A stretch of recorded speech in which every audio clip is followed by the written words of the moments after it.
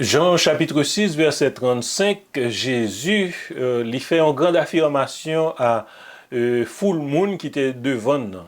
Après que l'été fin fait la multiplication des pains, côté que tu gagné plus 5000 hommes, sans compter les femmes et les enfants qui t'ont mangé, tu utilisé seulement 5 pains et 2 poissons pour te bailler au manger, et tu gagné reste qui t'est resté.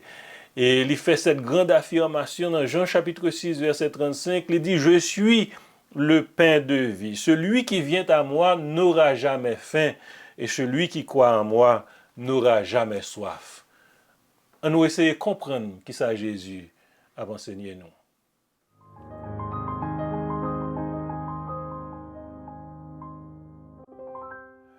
L'humanité, l'homme en général, depuis après la chute dans le jardin, l'homme est venu spirituellement mort et aussi spirituellement hostile à la parole de Dieu. Il est venu moralement et spirituellement, une sorte d'inhabilité, incapacité, laquelle l'homme peut être capable de prendre, faire plaisir à Dieu. L'homme, il aurait même péché, il aurait même fierté qu'il a gagné, et plus spécialement, il aurait même pour que c'est eux-mêmes qui a dirigé tête comme seigneur de leur vie. Il y a un auteur que moi pas qu'à songer non auteur là qui dit un bagage dans un livre que il écrit il est mieux de régner en enfer que de servir au ciel. Je crois que il y a un pile monde aujourd'hui qui dit même parole ça mieux que de régner en enfer que de servir au ciel. Dans le passage que nous avons devant nous, dans Jean chapitre 6, c'est l'histoire de Jésus qui fait un grand miracle, miracle de la multiplication des pains. Côté que il y a un foule monde devant, après que il finit enseigné, et puis il senti que il pas quitter ou aller comme ça parce que il passé un pile temps ensemble avec lui. Et puis il fait au chita. Et puis il va l'utiliser 5 pains et 2 poissons que un petit garçon dans foule là te gagné pour le faire grand miracle ça. Et lui seulement, on prend 5 pains et 2 poissons ça, sans que nous pas besoin d'entrer dans le détail, parce que ça qui est bien important pour nous, ça que nous pouvons regarder, c'est l'affirmation de Jésus comme le pain de vie. Et puis il prend 5 pains et 2 poissons ça, et puis il rend grâce à Dieu, remercier Dieu, et puis il partage et tout le monde manger. Nous peut-être, nous cap imaginer peut-être, parce que dit 5000 hommes, sans compter les femmes et les enfants, peut-être tu as environ plus que 10 000, peut-être jusqu'à 15 000 même, moun qui étaient là, que Jésus va manger en utilisant 5 pains et 2 poissons. Mais après, les fins bail, moun ça a mangé, et puis peuple là, ouais, dans Jésus, puisque tu as tant de Messie, et aussi puisque tu es sous domination des Romains, yo ouais dans Jésus, un homme qui est capable de venir pour yo, qui est capable de retirer yo en bas de domination Rome et qui est capable de prendre un homme qui a marché, qui a fait miracle et qui a bail manger sans que yo pas besoin de travail et puis yo prend monsieur seulement prier et puis lui bail au manger. Yo voulait pour t'apprendre Jésus et puis yo couronner comme moi. Mais Jésus qui connaît qui ça dans tête yo, il échappé, il parti, il allé dans les montagnes. De disparaître sous eux.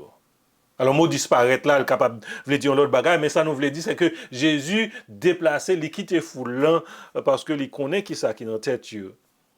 Et après ça, on prend y a chercher Jésus parce que vous comprenez, on prend y a chercher Jésus et puis disciples yo aller, on prend yo traverser le lac pour aller dans l'autre ville à Capernaum et Jésus on prend pour le rencontrer avec eux, pour le rencontrer premièrement avec eux sous de l'eau.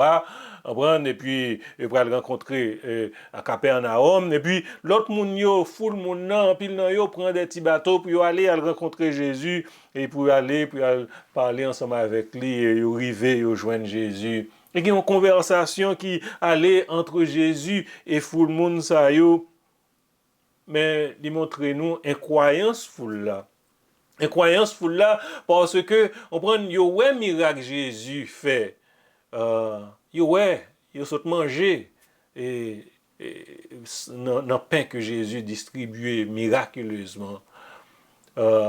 Mais il continue pour y demander Jésus qui miracle que vous fait, parce que Jésus présenté comme le Messie, mais il pas accepté, il pas quoi.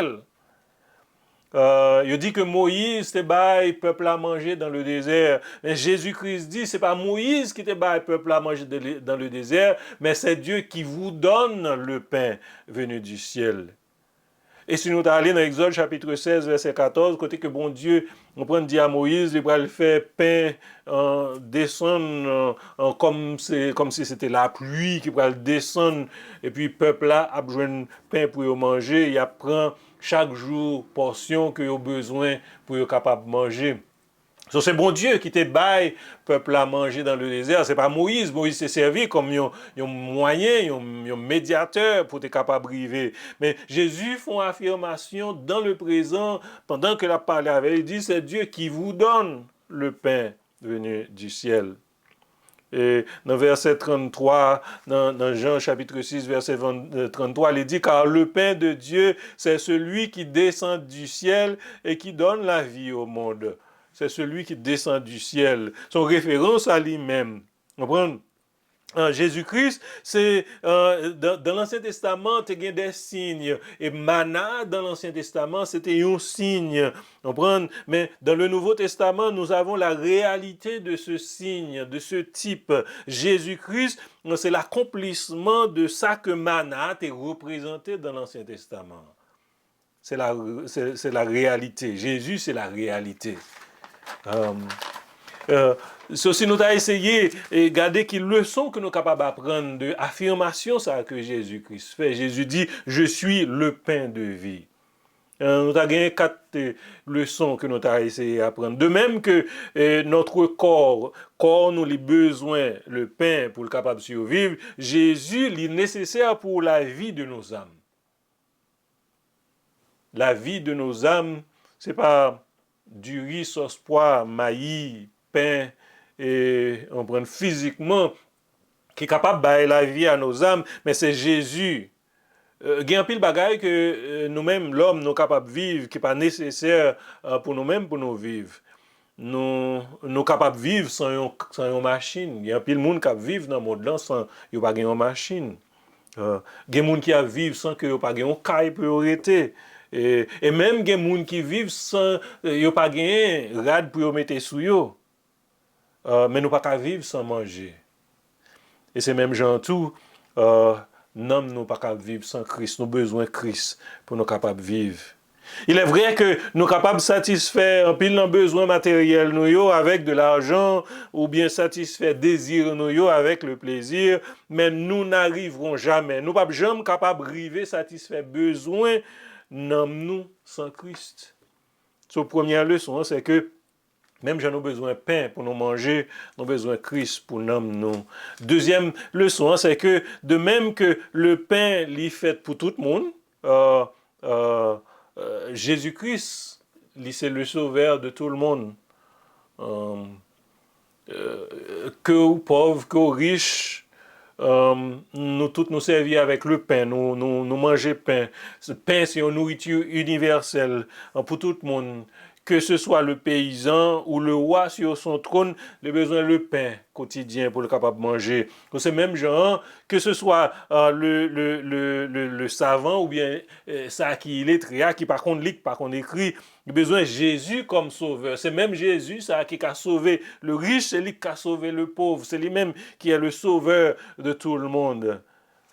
Troisième leçon, c'est que de même que le pain, nous besoin pour nous manger chaque jour, nous besoin de Jésus tout chaque jour. Jésus est notre pain quotidien. Il n'est pas suffit, il n'est pas assez pour nous capables de rencontrer Jésus seulement chaque dimanche lorsque nous allons à l'église, pour ça eux qui allent à l'église. Mais nous besoin de Jésus comme notre pain quotidien. C'est Jésus même qui dit nous dans la prière que il t'a montré disciples comment pour prier. Donne-nous aujourd'hui notre pain quotidien. Et c'est ça tout que nous avons besoin de faire chaque jour avec Christ pour nous nourrir nous de Jésus chaque jour.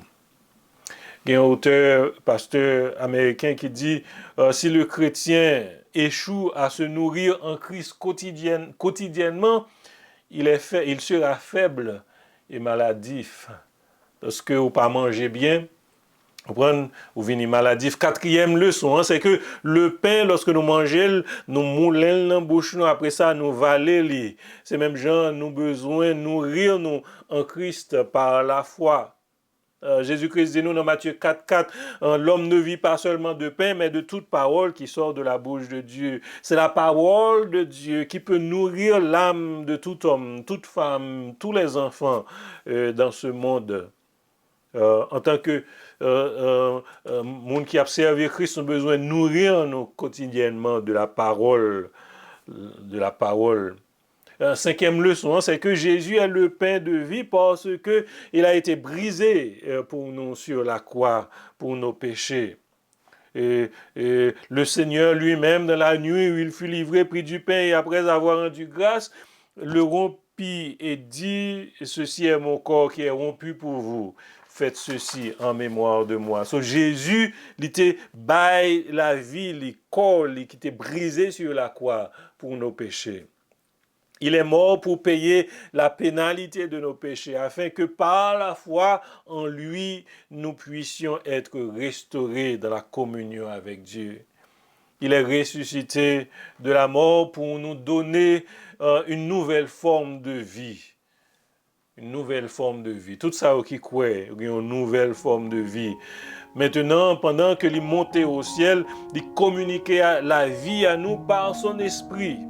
Par son esprit. Jésus dit, je suis le pain de vie. Celui qui vient à moi n'aura jamais faim. Et celui qui croit en moi n'aura jamais soif. Venez et croyez. Venez à Jésus et croyez en lui. Il vous donnera satisfaction pour vos âmes. Mettez confiance dans Christ. Acceptez-le comme le pain qui donne la vie. Et vous aurez la vie. Que Dieu vous bénisse.